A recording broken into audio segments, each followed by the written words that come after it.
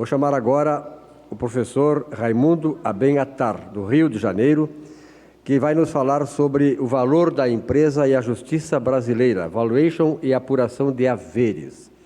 Ele é contador, doutorando em contabilidade e administração, mestre em economia, meu colega, MBA em finanças, sócio da empresa Atar Perícia, Auditoria, Contabilidade, professor universitário e autor dos livros Introdução à Contabilidade e Perícia Contábil.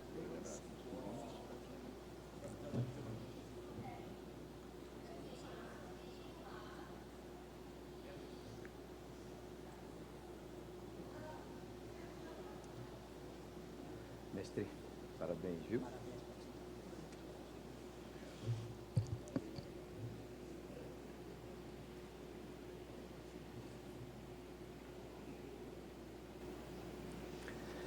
Bem, presidente da Procon, presidente do Sindiconta, todas as autoridades aqui presentes, senhoras e senhores, meu cordial boa tarde. Vou tratar de um assunto aqui que bastante incontroverso na justiça brasileira, por conta de interpretações, por conta de regras, por conta de valores e também por conta de desconhecimento, né?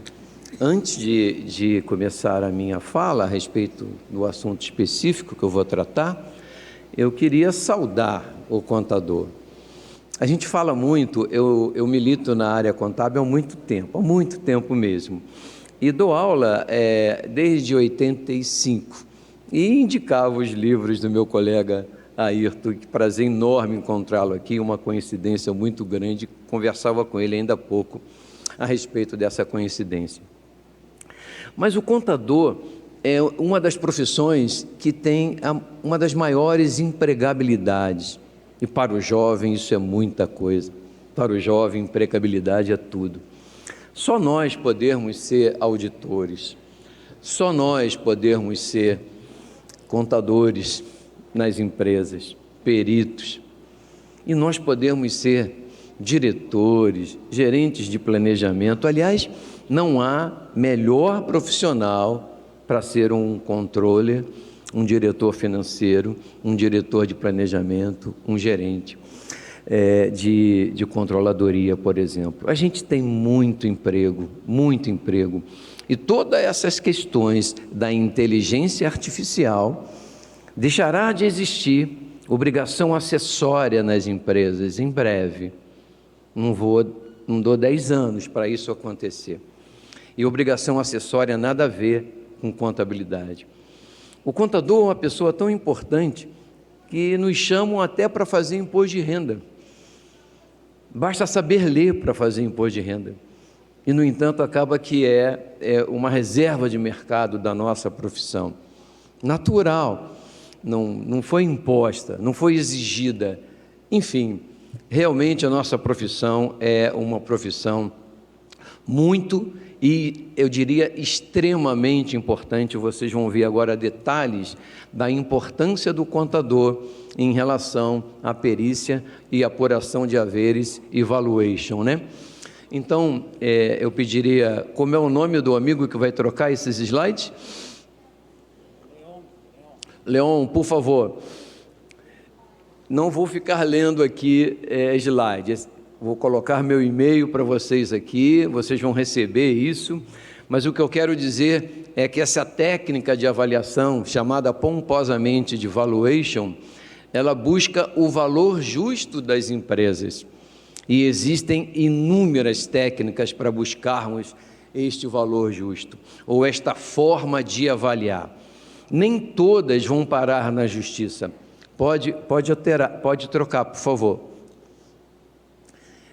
Em todos esses elementos que aí estão, compra ou venda de participações, fusão, cisão, corporações, é na apuração de haveres que há as maiores controvérsias. Por quê? Apurar haveres é um valuation, é uma avaliação, mas envolve regras, em alguns casos, absolutamente distintas, acreditem.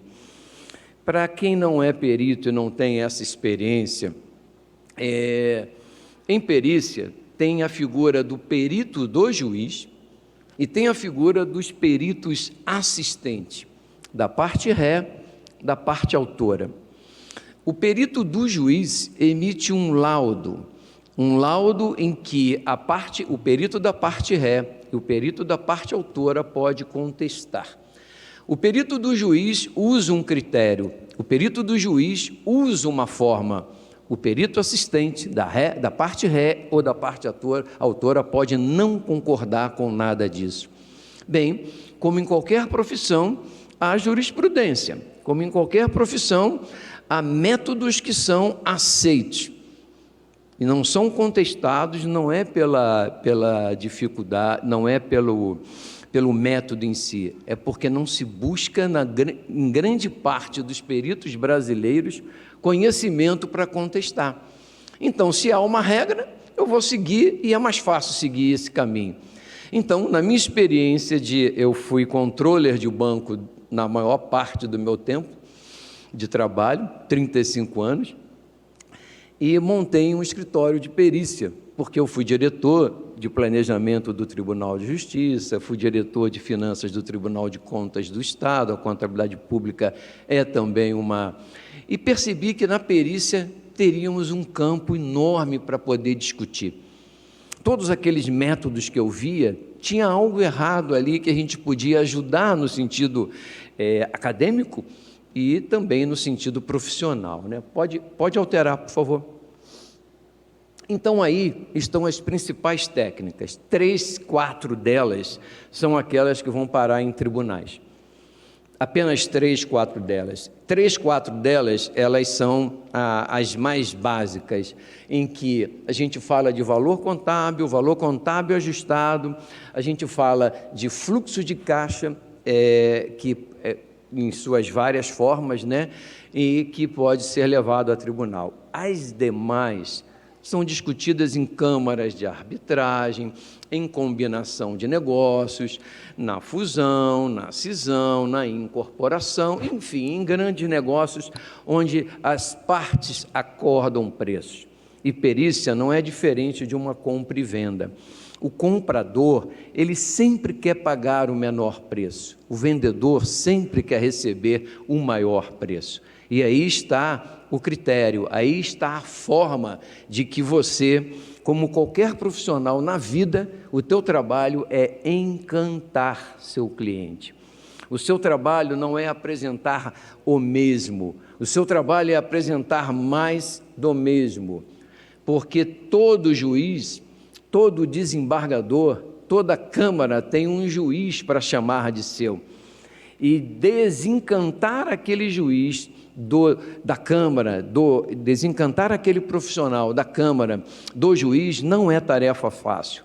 Você tem que argumentar cientificamente, argumentar academicamente, reverenciar vários autores para poder convencer de que aquele critério, aquele método precisa ser modificado ou aceito de outra forma. Há 3, 4 peritos no Brasil que dominam a jurisprudência, vamos chamar assim, dominam o conhecimento. E todos esses peritos, que eu não vou mencionar o nome aqui por questões assim de competição e não ter sentido, né? São da escola italiana de contabilidade, uma escola filosófica, uma escola que aborda a profundidade da doutrina, da norma e da regra.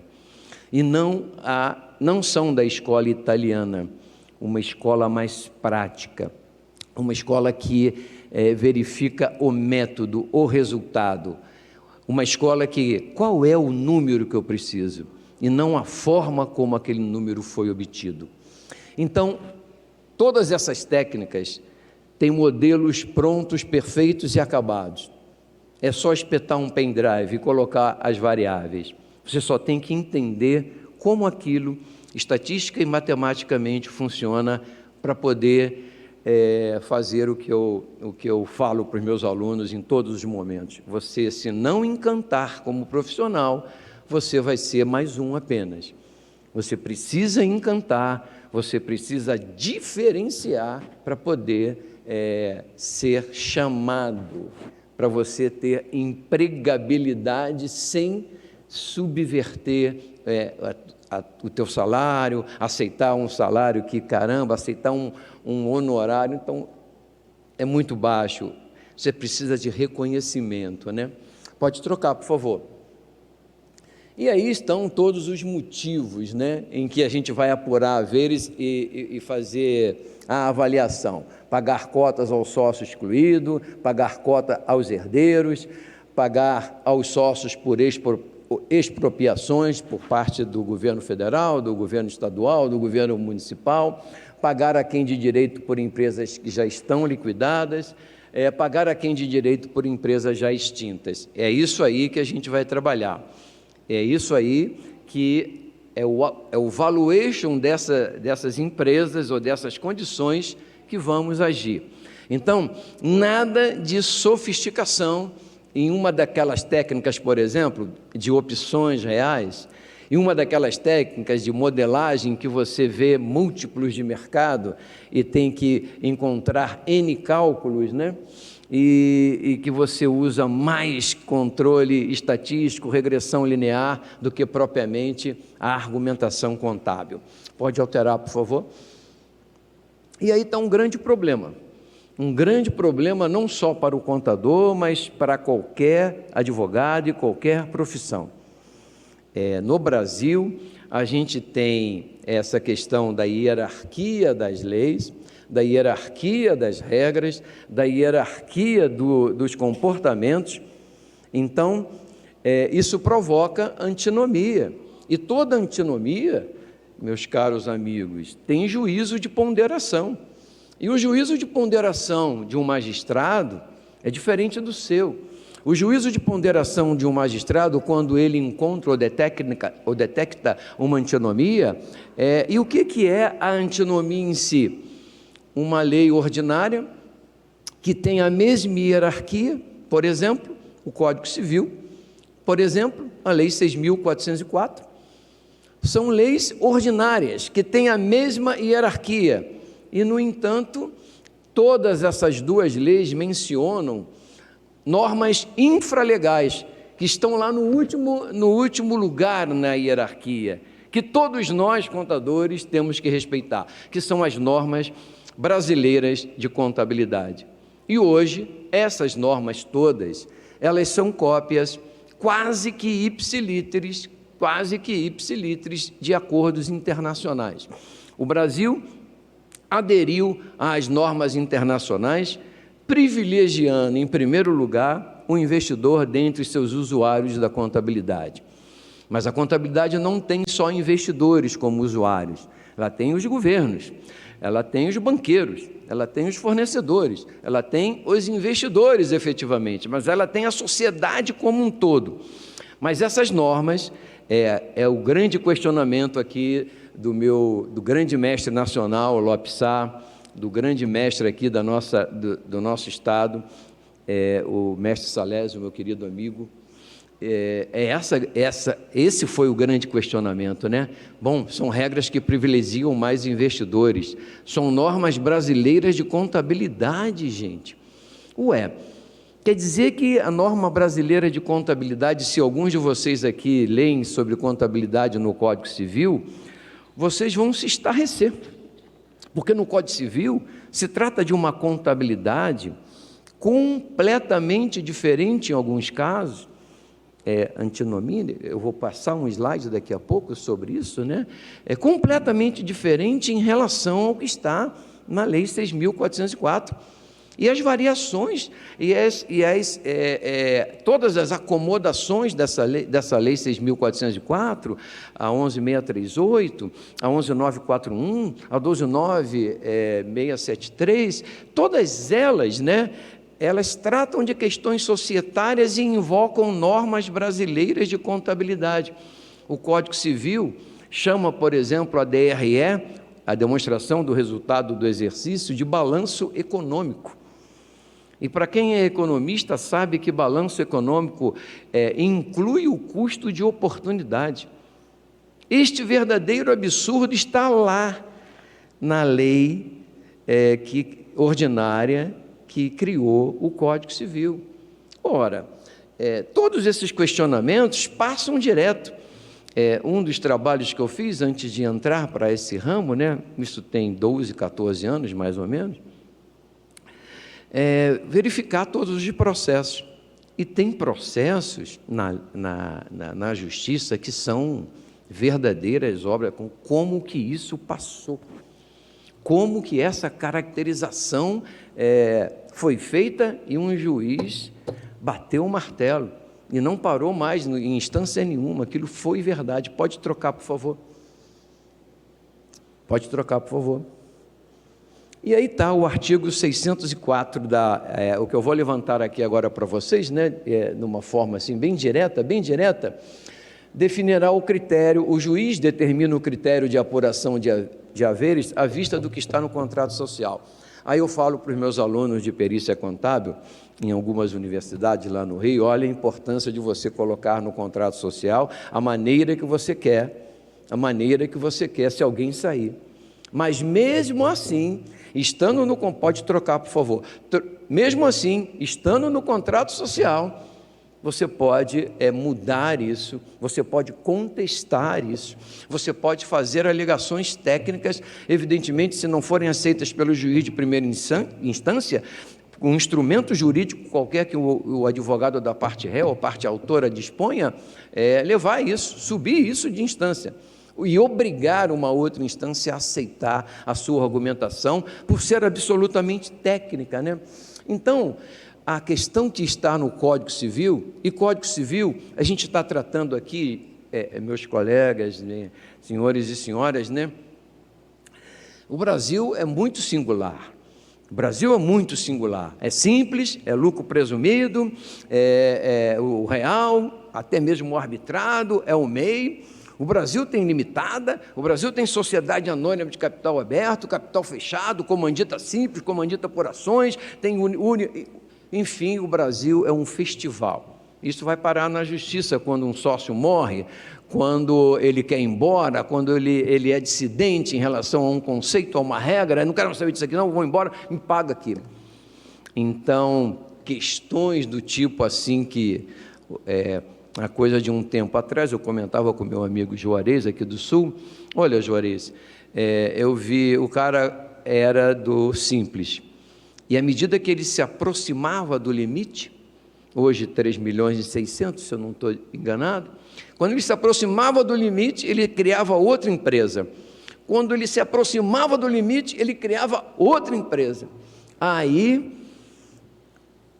um dos sócios morreu. Eu pergunto a vocês assim, pagaram a esposa dele, a parte do sócio, por uma empresa ou por 3 empresas? Não teve resposta, mas foi por uma empresa só. E tinha 3 empresas que eram as mesmas empresas. Mas como provar na justiça que 3 empresas foram criadas? Porque está no nome de um primo, está no nome de uma prima, não tem nada a ver. E era a mesma empresa na realidade, só para citar esse tipo de dificuldades que nós enfrentamos como na apuração do haver, né? A apuração dos haveres aqui não era de uma empresa, eram de 3 empresas. A senhora recebeu inicialmente 200 e poucos mil, ela tinha direito a receber a quase 800 mil reais, na parte que cabia. E sabe por quê? Porque é outro grande problema. Quando você vende uma empresa ou sai de uma empresa, o que é mais importante? O passado dela ou o futuro dela? Então, quando o juiz julga pelo passado, está errado. Porque o que a gente faz quando compra qualquer coisa, qualquer empresa, é encontrar o fluxo de caixa que ela vai nos proporcionar perpetuamente. E pasmem, o fluxo de caixa não é aceito na legislação atual brasileira para apuração de haveres por dissidência de sócio. Era até abril de... Pode trocar, por favor. Era até abril de 2021, não é mais. E isso precisa ser mudado. O STJ bateu o martelo. E essa jurisprudência tem que ser tratada. E a maioria desses peritos, dos grandes peritos que eu não mencionei, mas falei da importância, porque a maioria dos grandes processos estão com ele, pensam exatamente isso. Fluxo de caixa, não. Fluxo de caixa, não. E eu vou provar para vocês aqui agora que o método adotado por eles é, na verdade, um fluxo de caixa, é, na verdade, uma perpetuidade, vista de outra forma, caracterizada de outra maneira. Pode trocar, por favor, filho. A Lei 6.404, que é uma lei de sociedade anônima falando sobre essa questão do balanço especial, e só para colocar aqui um preâmbulo, né? Balanço especial é quando o juiz, o cara morreu, a viúva tem que receber lá. Quando ele morreu? Dia 4 de maio. Dia 4 de maio é a data do balanço especial levantado por um contador dessa empresa. Não tem contador, quem vai levantar o balanço especial é o perito do juiz. E esse balanço vai adquirir o nome de balanço de determinação. Então pode haver um balanço especial levantado, mas sempre haverá um balanço de determinação levantado por um perito. Pode trocar, por favor. Lei 6.404. Ela atinge sociedades anônimas de capital aberto e capital fechado. Olha o que vocês viram lá, preço de saída. Nós vimos ainda há pouco aqui que valuation é valor justo. A Lei 6.404 diz assim, acionista quer ir embora? Vai embora, mas olha as formas que eu vou te pagar. Por preço justo, por patrimônio líquido contábil, por patrimônio líquido avaliado a preço de mercado, que é preço de saída, que está no Código Civil. O Código Civil nós vimos ainda há pouco, artigo 606, preço de saída, aqui é a Lei 6.404. Mas o Código Civil só tem escrito lá preço de saída. A Lei 6.404 está escrito várias outras maneiras que nós vimos quando eu mostrei técnicas de avaliação. Pode trocar, por favor. E tudo que vocês estão lendo aí é para conceituar o seguinte, preço de saída é o próprio valor justo.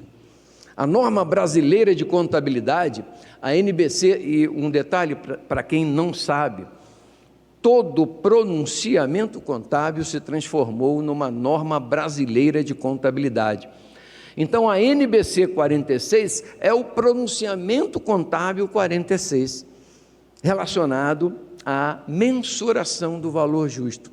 E aqui estão os conceitos.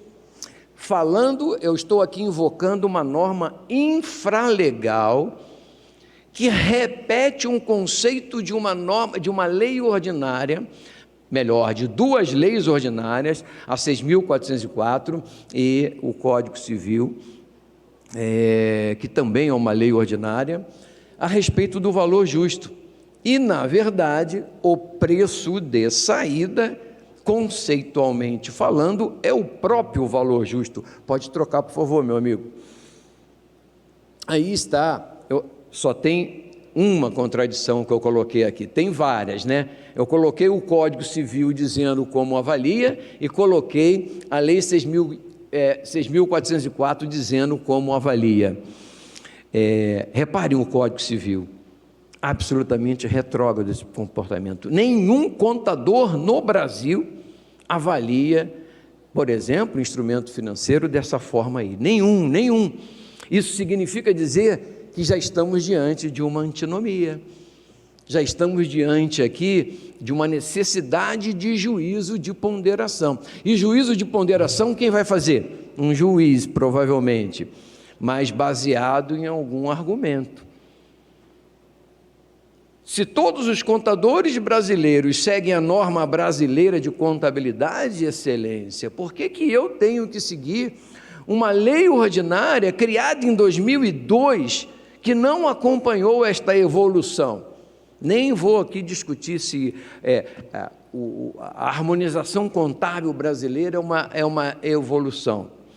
Vários colegas dizem que não é. Nem vou discutir isso, mas o que acontece é que isso aqui, quando parar na justiça, alguém tem que bater o martelo. E quem canta? O contador. Você com a tua capacidade. Pode trocar, por favor. Aí está aquilo que eu estou argumentando, né? Até abril de 2021, é um dos grandes motivos da nossa conversa aqui nessa tarde. Até abril de 2021, o STF aceitava o fluxo de caixa descontado. Depois de abril, a partir de uma outra ação, não pode, e se transformou em jurisprudência. Pode trocar, filho.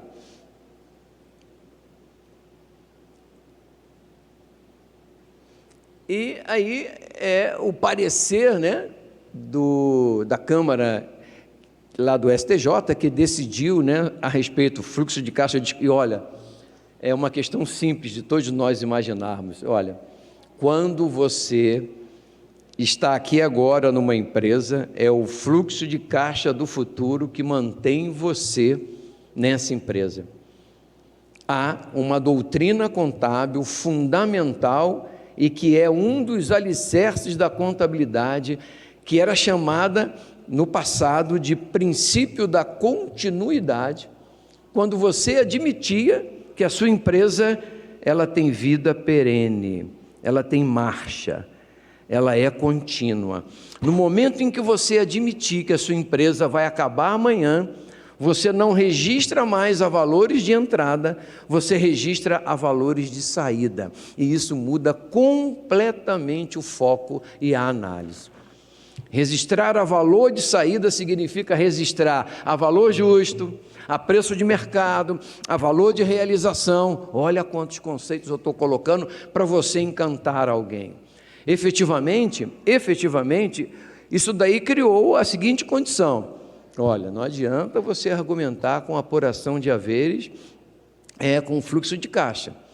Mas, infelizmente, isso continua e tem alguns outros caminhos pelas beiras para ser contornado.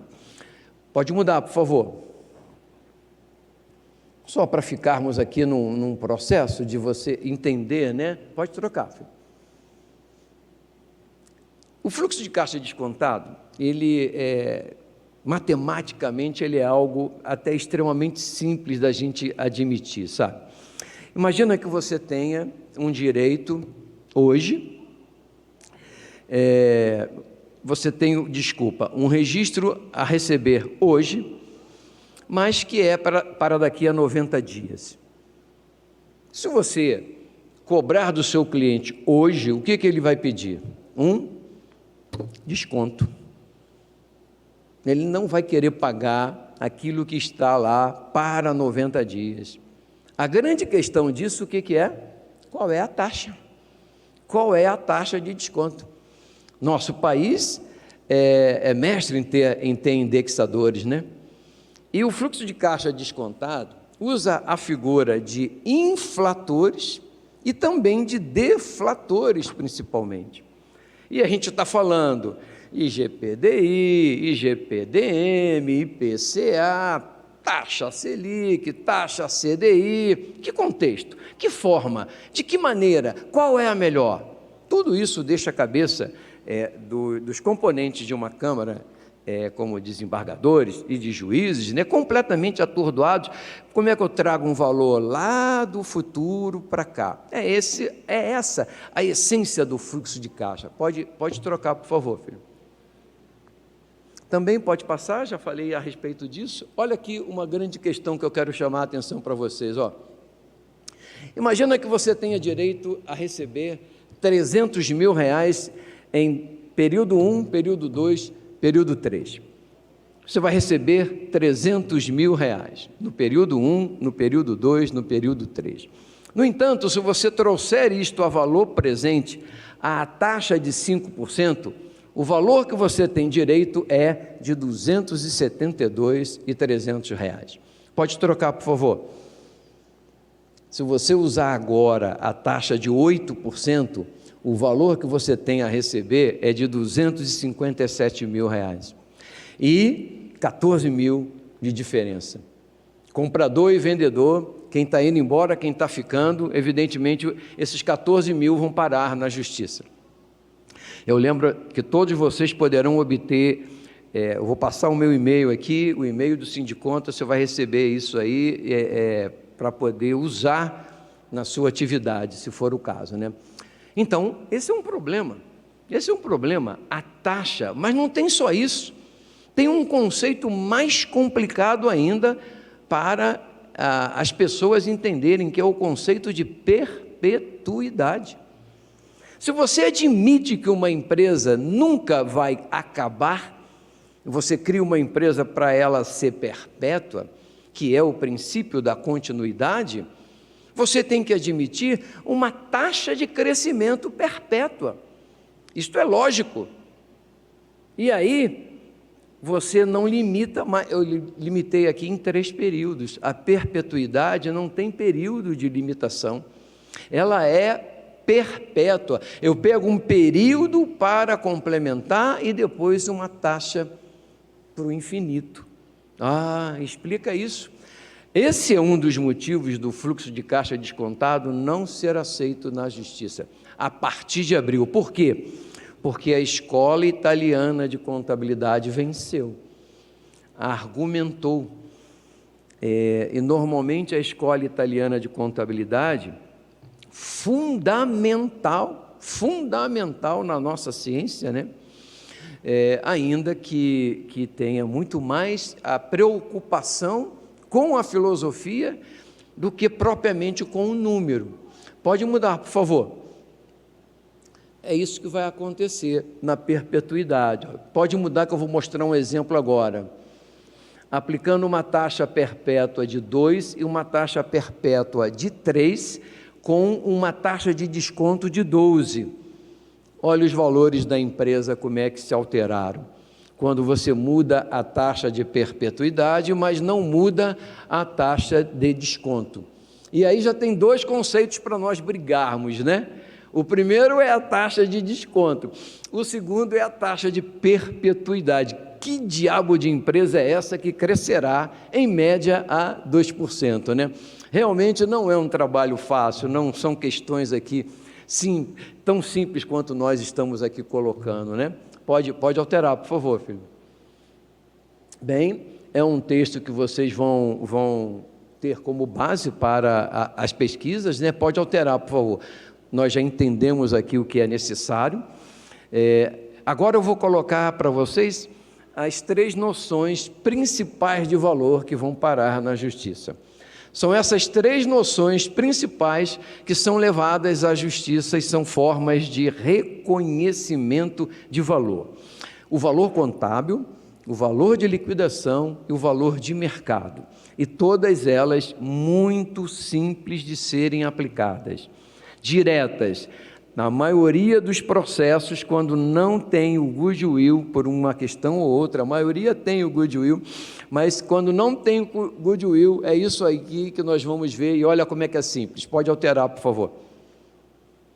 Está aí uma empresa, bens e direitos, aliás, a base da contabilidade, século XV, um cidadão chamado Luca Pacioli, desenvolveu um método em que ele partiu de uma premissa,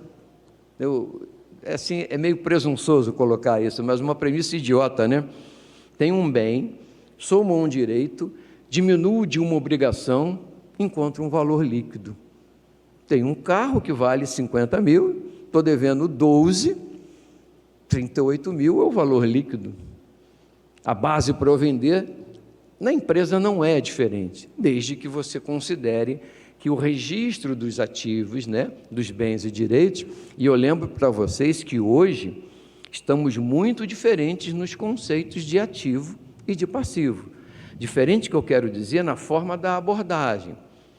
Na escola italiana, para ser ativo, 4 condições precisavam ser preenchidas de forma concomitante.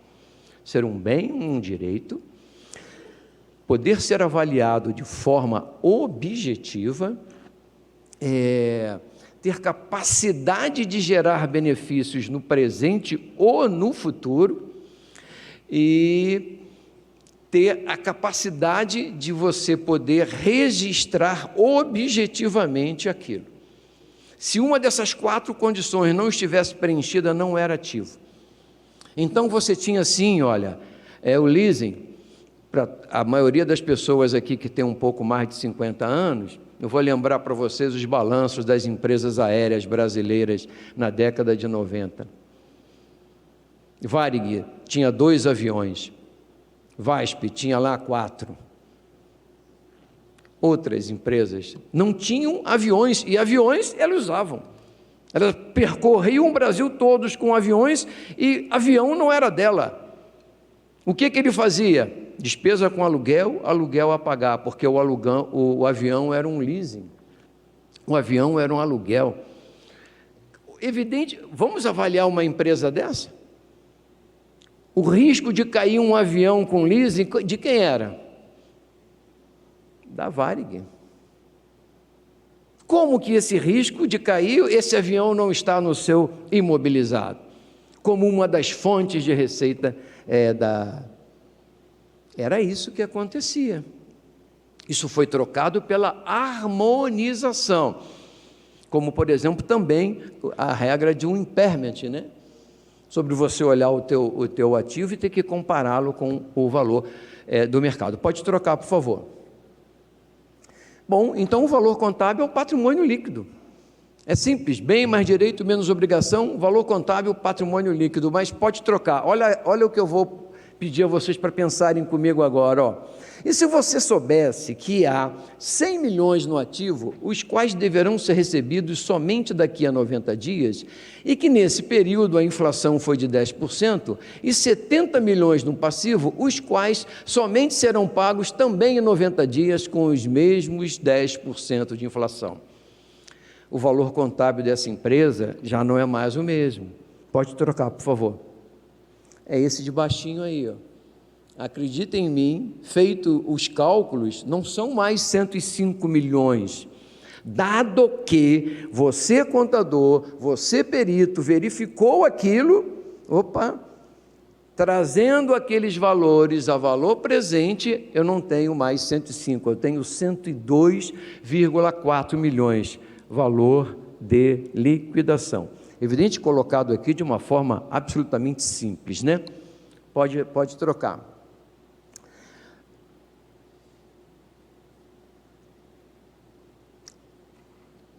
Pode trocar, filho. Agora, eu imagino, falo para vocês o seguinte: uma empresa de mercado, uma empresa que tem cotação, uma empresa que tem apregoamento, e não precisa ser uma sociedade anônima de capital aberto ou fechado para ter valor da sua cota no mercado. Isso pode acontecer, raro, mas pode. Mas quando tem valor de apregoamento, ou seja, o valor que foi lançado nessa empresa foi de R$1, e hoje, nesse momento em que eu levantei, está valendo 98 centavos. A empresa não vale mais 105, não vale mais 102,4, ela vale 102,9. Pode trocar, por favor. Olha, 3 valores para nós discutirmos qual é o melhor. 3 valores para nós verificarmos, ou um juiz se encantar por qual argumento você vai usar como melhor. Esse é um grande problema das nossas perícias, né, na área de apuração de haveres. Pode trocar, por favor. Todos nós, meus caros amigos e amigas, todos nós queremos estar no mais lado esquerdo possível desse gráfico aí, onde você tem um risco pequenininho e um retorno muito elevado. Queremos estar sempre à esquerda ali em cima, ó, na letra M de menor risco, é onde, um pouco mais à esquerda ainda, é onde nós queremos estar, porque somos racionais. A gente quer ter o maior retorno com o menor risco. Impossível isso. Impossível por conta de uma relação direta entre o risco e o retorno.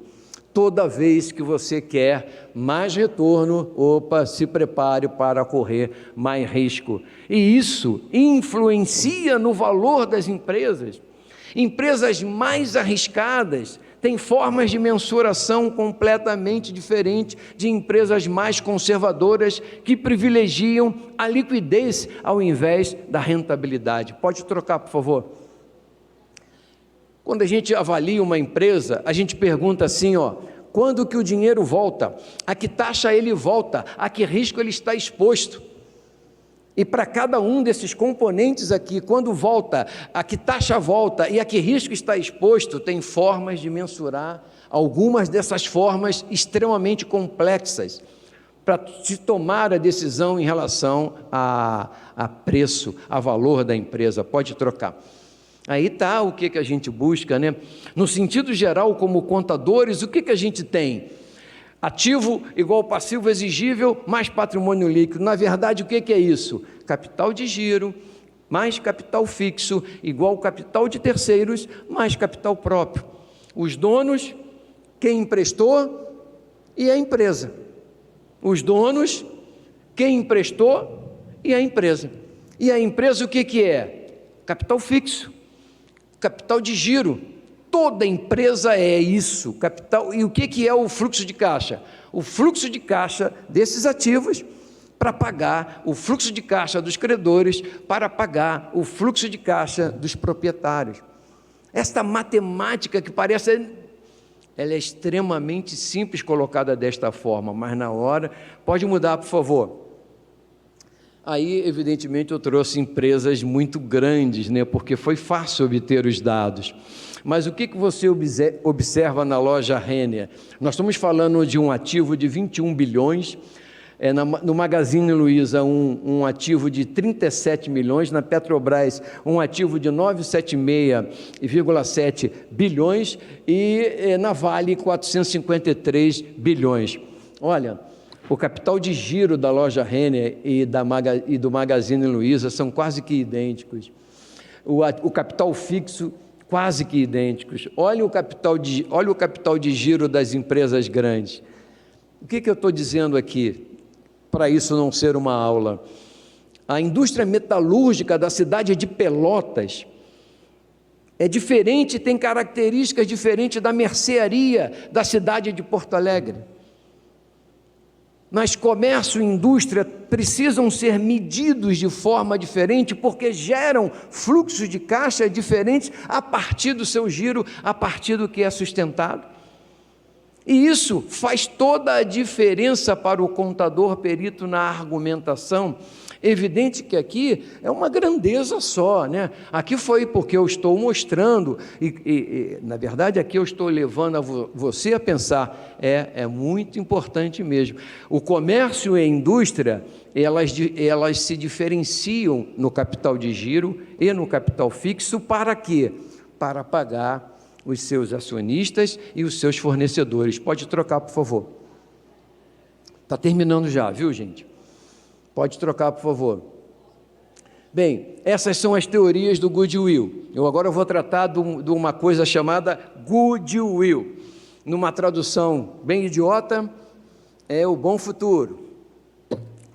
Mas numa tradução ao pé da letra, é quando nós olhamos uma empresa e nos preocupamos com a capacidade dos funcionários, com a ética daqueles funcionários naquela empresa, com o local onde aquela empresa está instalada, com os clientes daquela empresa, com os fornecedores daquela empresa. Nada disso está nas peças contábeis publicadas.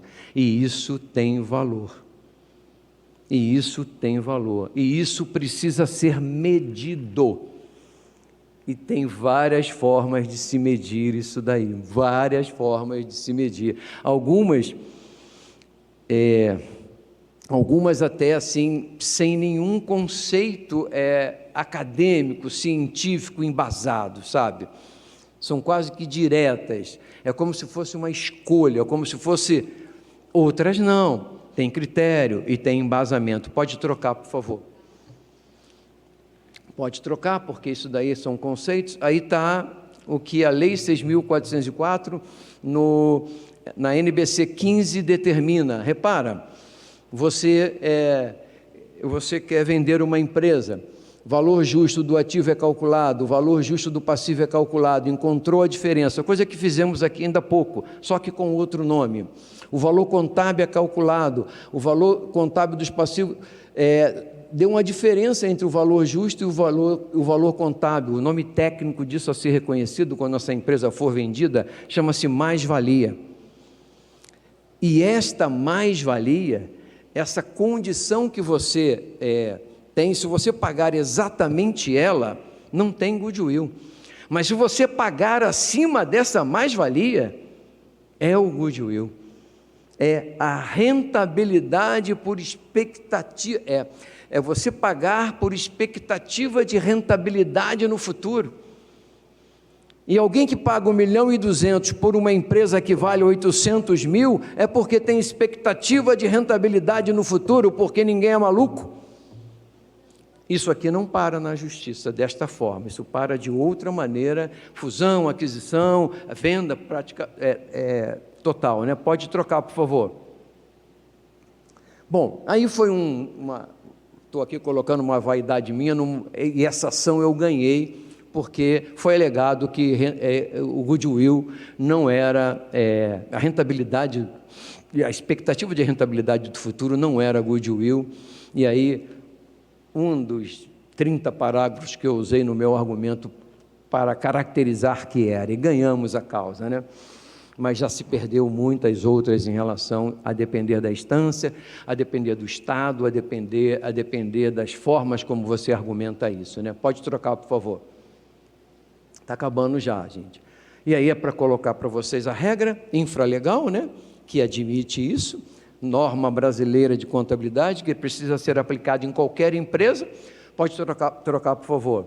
Aí está um dos critérios usados na justiça brasileira para apurar o goodwill e o valor da empresa. Então, você tem o lucro líquido médio dos últimos 5 anos, você olha a história da empresa nos últimos 5 anos, vocês sabem que tem um problema enorme, né? Imagina que nesses últimos 5 anos, pode ter, né?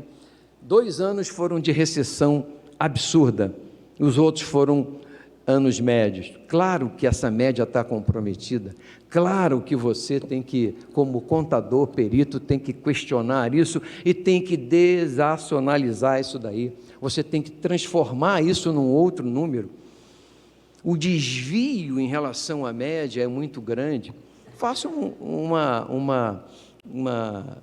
pega a média de 110, dá 55. Olha como é que 55 está distante de 10. Olha como é que 55 está distante de 110. A média aritmética simples, nesse caso, não é a expressão estatística mais a melhor a ser utilizada. Existem outras ferramentas que você deve utilizar, porque isso não vai vai beneficiar o seu cliente, né? Então, você encontra, e aí tem olha aquele J ali, aquele J é uma perpetuidade, e o processo para fazer o goodwill não é questionado, mas o processo do fluxo de caixa para apurar o valor contábil da empresa é questionado. Justiça, e tem que ser apresentado, tem que ser discutido, tem que ser questionado, tem que ser avaliado, né? E sempre reavaliado. Um critério, outro critério. Pode mudar, por favor. São as expressões que vocês vão ter como base para nós trabalharmos. Pode trocar, por favor. Aí está o outro critério, em que, olha, vamos dar aqui 3 passos. Esse critério é um dos mais usados na justiça brasileira. Vamos dar aqui 3 passos para trabalharmos. O lucro normal é o ativo operacional médio. A maioria do permanente está fora disso. Há valores de mercado, saída, realização, isso aí é outra discussão, é outro mérito. Continuemos. E aplica-se esse ativo operacional líquido a valores de mercado e se encontra uma taxa chamada custo de capital próprio. Os capitais terceiros e próprios, eles têm custos. Então, se você, empresa, tem um custo médio ponderado de capital de 10%, lá no seu ativo, você tem que ter uma rentabilidade superior a 10%, porque se tiver igual a 10%, a sua empresa vai acabar. E isso é o que é mensurado, mas a que taxa? Aqui é determinado. A taxa de 10%, a taxa de juros sobre capital próprio, a maioria desses métodos aí aplica-se 12% ou 6%. 12% na premissa de que é 1% nos 12 meses, 6% porque é o mínimo caracterizado em relação aos investimentos sem risco, que é a caderneta de poupança. Nós não aplicamos em cocaína, que rende mais ou menos 15.000% ao ano, exatamente por causa do risco. Preferimos a poupança que rende só 6,17%, porque não tem risco nenhum. Então, risco é um fator preponderante na nossa argumentação para atribuir valor à empresa. E aí, esse custo de capital próprio é utilizado, e quem escolhe a taxa, ou informa a taxa, a maioria, eu já estou informando a vocês, 12, 6, mas você pode escolher qualquer uma. Vamos continuar, pode trocar, por favor, meu amigo. Aí, tem um segundo passo, você apura o lucro operacional líquido, e está aí a fórmula, basta você ler e aplicar, não tem, leia e aplique a fórmula, tá bom. Faça a média disso daí por 5 anos. Traga com inflatores ao valor em que você está agora. Pronto, pode trocar agora. Vocês já perceberam o que nós vamos encontrar? Nós vamos encontrar um lucro operacional líquido médio para encontrar um conceito que é até assim meio estranho para o leigo entender, o lucro anormal. O que se estabelece nesse método aqui? A empresa tem um lucro normal, o que exceder a isso é um lucro anormal, e isto é o goodwill. Pode trocar, por favor. Opa, lá embaixo está lá o custo de capital próprio. De novo temos aqui uma perpetuidade. Eu lembro, isso é um outro método, né? Eu usei aqui os 3 mais usados na justiça brasileira. Outro método, perpetuidade. Mas no fluxo de caixa descontado não pode. A justiça brasileira bateu o martelo, estão lá esperando para nós contestarmos isso. Pode trocar, por favor, aplicando o último método, já finalizando.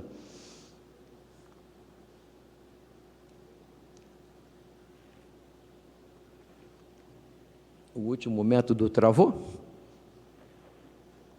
Esse método aí é chamado de método holístico. É uma variação apenas uma variação do método anterior. Também é muito utilizado. Para quem vai entrar nessa área, você garante aí um primeiro, segundo, terceiro, quarto trabalho, você vai garantir um mercadinho para você, e esse mercado pode se transformar num mercado muito maior, porque só quem pode fazer isso é contador, gente. Então, eu encerrei. Eu mostrei aqui a sinopse do sumário do resumo, do substrato do resumo do que é perícia e das coisas que a gente enfrenta na justiça brasileira, né?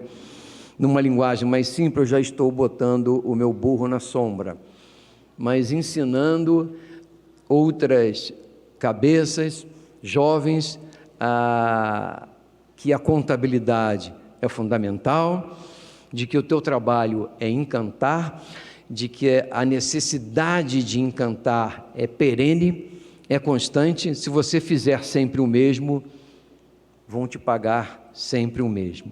E para finalizar, eu queria falar aqui no nome de uma colega aqui do Sul. Eu vou pegar o nome dela porque é Loni Maleitzik, ela será a representante, se Deus quiser, dos contadores do Rio de Janeiro. Vai haver uma eleição no Conselho Regional de Contabilidade agora. Me perdoem por usar esse momento para falar da Loni, né? Mas se vocês querem integridade, honestidade, inteligência e capacidade para resolver problemas na nossa área, aqui no Sul, votem na Chapa 2, que acontecerá, eu acho que em novembro, não é isso? Tá bom? Muito obrigado a todos por me aturarem aí por essa quase 1 hora. Um abraço a todos.